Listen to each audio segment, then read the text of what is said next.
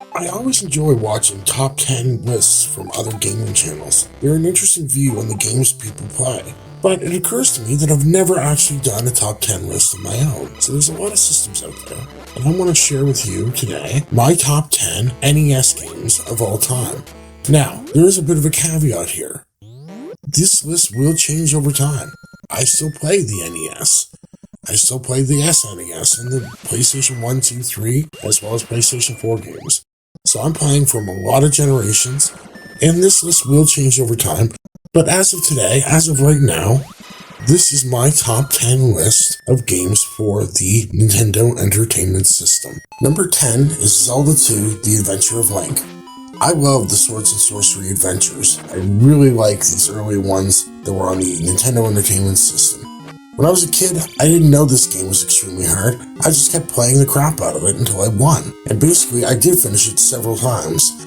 Interestingly enough, I go back to it today, and I can't seem to get through that final cast. It just seems too difficult to get through now. Even though the last guy in the game, your own shadow, is an actually easy battle, getting through the actual last palace is really painful. But I still play it, I still enjoy it. And even though it's not as interesting as the first Zelda, and there are other games on it, of course, on the system that I like more, this is a fun game to play, and I still play it today. Number 9 is RC Pro-Am. There's not many racing games on the Nintendo Entertainment System that I actually like, but this one is a lot of fun, and I've been playing it recently. So basically, you use a remote control car, and if you don't come in last place, you advance to the next race. You can upgrade your car by picking up upgrades along the track. As you move forward in the tracks, you'll find more hazards being put down and more items. You can even find items in the 3rd, 4th, 5th tracks and beyond that will let you shoot at other cars. So this one's a fun game. It's really good because you don't have to think a lot about it. So if you haven't tried it, give it a try. It's my number 9. My number 8 game is Contra. This is a run and gun game. You folks are probably all very familiar with it. I've had it on my channel several times now. I chose the original Contra over Super C because I like the 2-player in Contra a little better, and I like that the game is a little bit easier than Super C. And you can actually get through the game without using the Konami code. Or at least I can after, practicing it a lot. But it's a fun game. It holds up today, and I still play it. In fact, I got it on my PlayStation 4 in the Contra collection.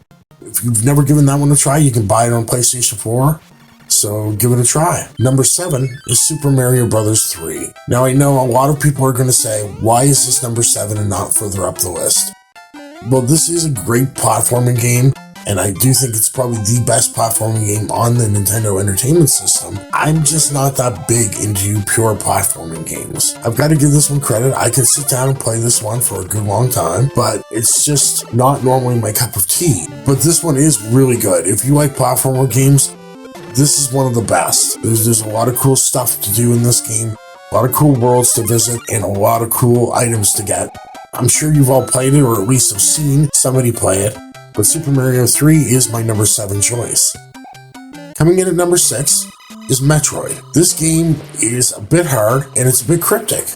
There aren't many hints, in fact, when you're going through this game on where you put bombs, where you can blast through the wall, and it can be easy to get lost in this game. As you go through it, you bomb wall, or bomb through a floor, or bomb through a ceiling. You go through a section, you bomb through another wall, bomb through a ceiling, etc., etc. You can get layers and layers and layers of these hidden areas where you have to go through. And it is a bit of a pain in the butt when you do die and you've got several energy tanks and you have to fill them up the manual way because you can't find an energy tank that'll fill them all up for you automatically. So that's why this is number 6, not higher up the list. I really enjoy it, but it is hard, it's easy to get lost, and that energy tank thing just drives me crazy. Number 5 is Castlevania 3. So I love the Castlevania games, I'm a big fan of them, and the third one is a really good one for the Nintendo Entertainment System. The graphics are a little better than the first, and of course you get that companion with you. You can use Alucard, or Grant the Pirate, or the Magic User, and I can't even remember her name right now. But that's not really important, but what is important is that this game is hard, but it's a lot of fun. And with the companion system, it gives it a new element that the other Castlevanias don't have. In fact, this element they use in Bloodstained Curse of the Moon 1 and 2. Those are the 8-bit games that were developed as sort of a companion to Bloodstained Ritual of the Night, which was on PlayStation 4. So my number 4 choice is Batman. This game is a bit of a hidden gem, but it is a lot of fun, and it's quality too. The controls are tight in it. Listen, everything in this game just works well. It's not glitchy. Well, there are a couple glitchy areas in it, but they work to your advantage. But this game is a lot of fun to play, and I've never beaten it. I can never beat the Joker. I can get to the Joker, I can beat all the stages, but I can never beat the Joker. So this game, even today, still ties me up, but I still play it today, because it is a lot of fun going through all the stages, getting to the Joker.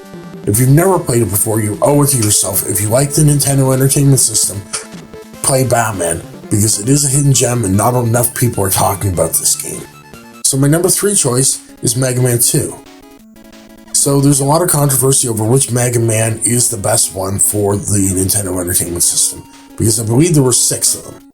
So that's a lot of games to choose from. For me, they kind of get absurd as they go along, but I always go back to Mega Man 2. I like Mega Man 3, I like Mega Man 4. I like them all, really.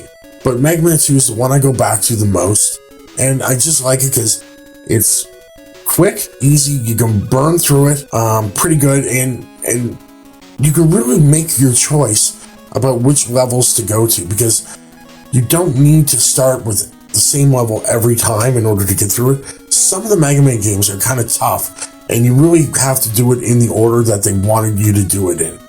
This one, you can basically take Bubble Man, or Metal Man, or even Wood Man. There's a lot of different choices there that you can take for your first actual stage to beat. So I really like this one, and I love the music in it. I did a video of what makes this game great for Mega Man 2. Check that out if you want to. I'll just pop that up on the screen. Thank you very much. And once again, my number 3 choice is Mega Man 2. So now we're down to the last 2. My number 2 choice is Final Fantasy. So RPGs weren't really a big thing for me before Final Fantasy came. Yes, I played Dragon Warrior, and I do love the swords and sorcery type adventures like Zelda or even Xanadu. But Final Fantasy really was a big deal for me.